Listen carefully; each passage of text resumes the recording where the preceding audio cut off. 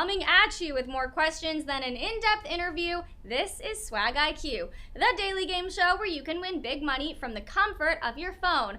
I'm your host, Devin Howard. You know what to call me from here on out, the Swag Queen. Hello to the 22,500 of you looking to win big bucks with us today.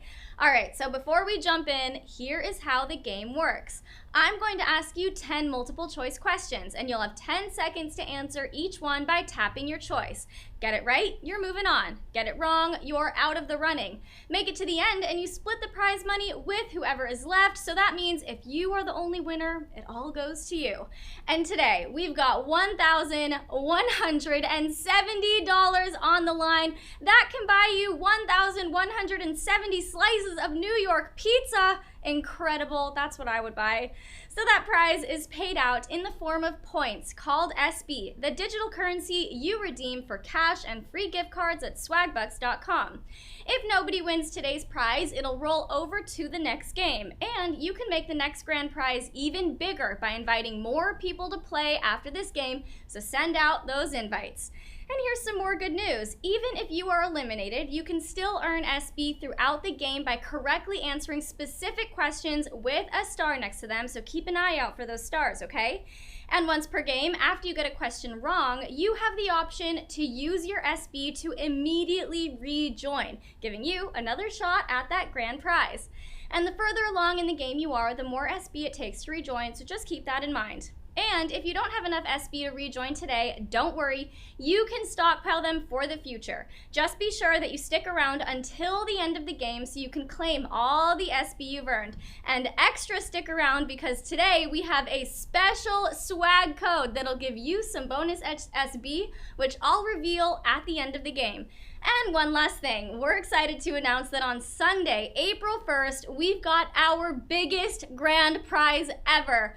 $5,000. That is not an April Fool's joke. It is the truth. Okay, so I hope to see you there. I want to see you guys playing along on Sunday for that $5 grand. It's a huge amount of money. All right, well, we know the rules, and that means there is nothing left to do, but so wipe away the comments. We don't need them there. Pop this wheelie and get to question number 1. Here it is. Q1. What word is not part of the acronym VHS? Video, home, or Sly Stallone? In 1977, a new form of home entertainment hit the American market, allowing people to watch movies from home. It was VHS, which stands for Video Home System. Stallone is nowhere to be found. So that means 22,000 of you answered that one right. You knew that Sly Stallone was not in the acronym VHS. We lost about 1,000 of you to video and home. If you want to rejoin the game now, I highly recommend it because we have a great game for you, and I know you want a piece of that grand prize. And wow, you're listening to me because 750 of you have rejoined. That is a good move. Let's talk about Sly Stallone. So Sly Stallone can be found everywhere on VHS. Cliffhanger, the Rocky films, Cobra. It just isn't part of the acronym. Semantics, right?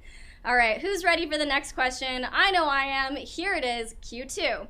Which company's logo contains the color red? Starbucks, Subway, or MasterCard? How many of you are trying to frantically envision those logos in your head right now? Let's hope your mind comes up with the right one. The logo we're looking for represents the merging of banks from the east and west, taking the form of 2 overlapping circles. That logo belongs to MasterCard. 20,600 of you got that one right, so you envisioned the right logo. And then we lost about 2,000 of you to Starbucks and Subway. Just so you guys know, those logos are mostly green. But the MasterCard logo also represents the card that you used to make a purchase off of an infomercial at 2 a.m. when you couldn't sleep, and now you own a dish whose sole purpose is microwaving dry spaghetti, and who even does that? Okay, fine. I do. Are you happy? Anyway, let's just conversation for another time. It's okay. This next question is worth the 1 bonus SB. Here it is, Q3. What's the butler's name in 1985's Clue VCR mystery game? Mr. Whodunit, Mr. Did It, or Mr. Body? There was a time when VCR games were the cutting edge of technology, and Clue wanted in on the action, so they created their own VCR murder mystery, which was hosted by the butler, the faithful Mr. Did-It. 3,600 of you got that one right, and wow, we lost 8,300 of you to Mr. Whodunit and 9,000 to Mr. Body. Wow, that was a huge number of you who got out on this one. And I see 4,000 of you have rejoined the game. Best move you've made all day, because we have such a great game for you. And look, that prize, $1,170. You want a piece of that. And if you don't have enough points to SBs to rejoin right now, don't worry about it. Play along to collect the SBs and stick around until the end for that special swag code, okay? All right, sadly, Bill Lucas's Mr. Did-It does not appear in the sequel game, Clue 2 Murder in Disguise, which is either the worst or the best thing that happened to his career. Watch the tapes on YouTube and you decide. All right, this next question is worth 1 bonus SB, so if you're playing along for those SBs, pay attention. Here it is, Q4.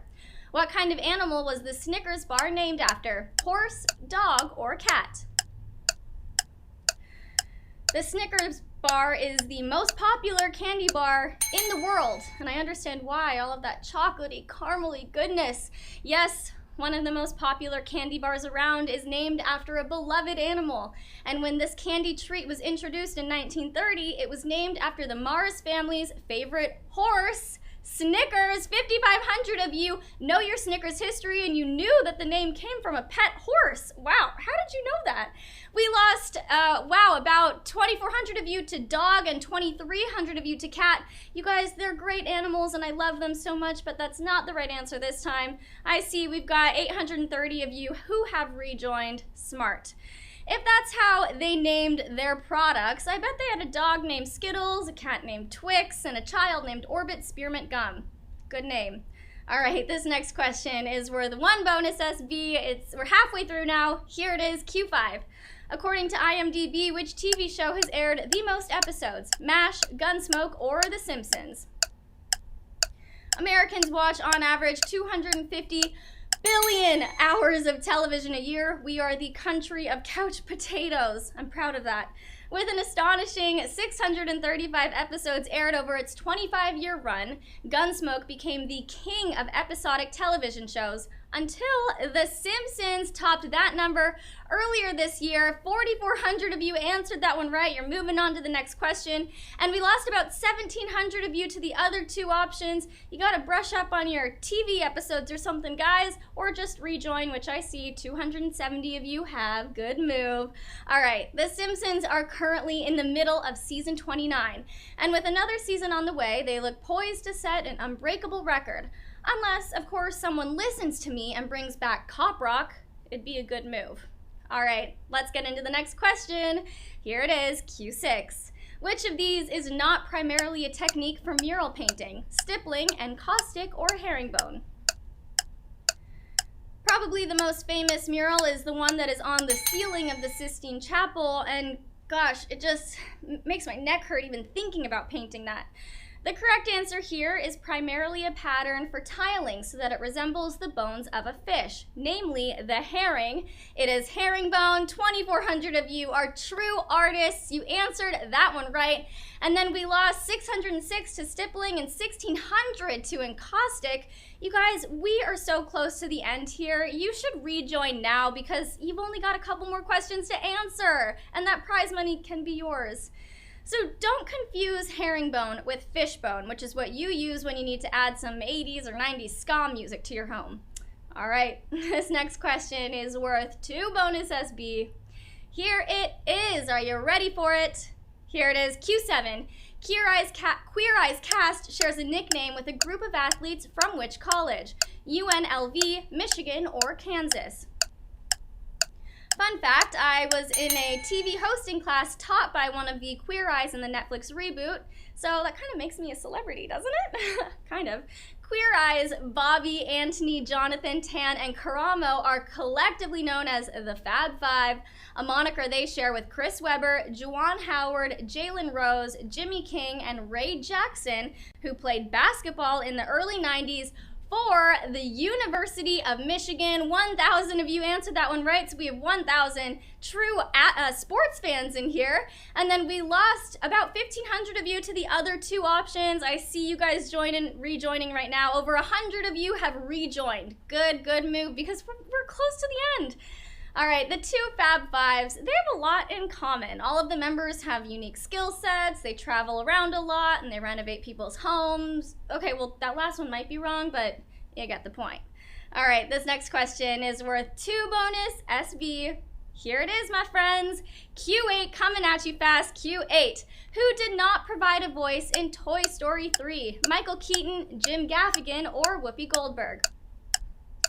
So, the beloved character of Woody was originally written in the script as an evil and cruel ventriloquist's dummy. Something tells me that wouldn't have tested well with audiences. Toy Story 3 sported the most star-studded cast in that series. Michael Keaton played the Ken doll, and Whoopi Goldberg played Stretch the octopus, but Jim Gaffigan was not in the cast. 333 of you really know your Toy Story voices. We lost 571 to Whoopi Goldberg and 322 to Michael Keaton. You guys need to brush up on Toy Story 3. I recommend watching it right after this game is done because it's such a good movie. And then I also see that 60 of you have rejoined. Good move. If you want to hear Jim Gaffigan's voice on some cartoons, you can check him out on Bob's Burgers and Star vs. the Forces of Evil. He's getting plenty of work. All right, second to last question. Here it is, Q9. Which of these elements is classified as a metalloid on the periodic table? Argon, selenium, or boron? Chemistry has never really been my thing, and the closest I ever got to heavy metal was when my parents dragged me to a Judas Priest concert when I was 11 years old. A metalloid falls between metals and nonmetals on the periodic table and are electrical semiconductors. Of these three elements, the metalloid is boron. 107 of you are science geeks because you got that one right. And wow, that means we are here, you guys. There are 107 of you who have made it this far and are ready for the final question.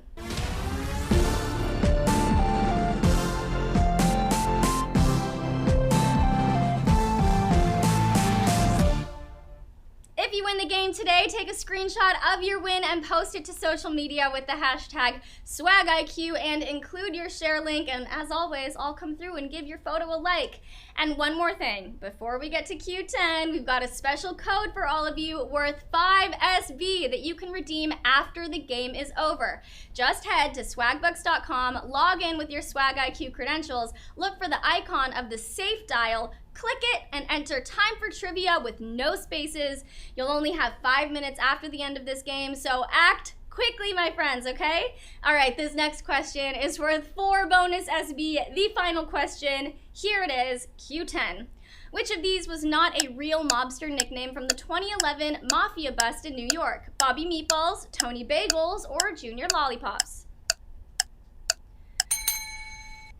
In 2011, the Justice Department successfully ran a series of raids resulting in the arrest of over 100 alleged mobsters from the 5 crime families. And these guys had nicknames like Vinny Car Wash, Johnny Bandana, and Jimmy Gooch. But the name we made up is Bobby Meatballs, and 34 of you answered that one right. That means we have 34 people splitting the grand prize.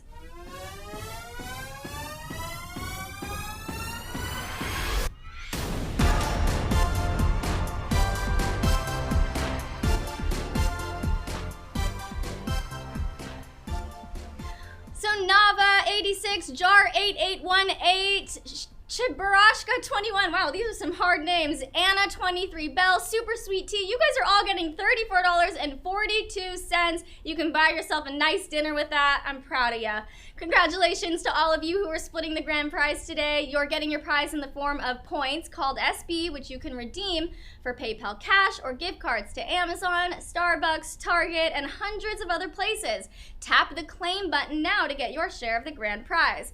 And if you didn't win the big one, but you were earning those extra SBs along the way, tap that claim button so you can bank them for later. All right, everyone, well, that is it for today. I will be back tomorrow evening at 8 p.m. Eastern Time, 5 p.m. Pacific Time, with more money on the line, and you will have another chance to win it all. I'm Devin Howard, your swag queen. You've been playing SwagIQ, and I'll see you tomorrow.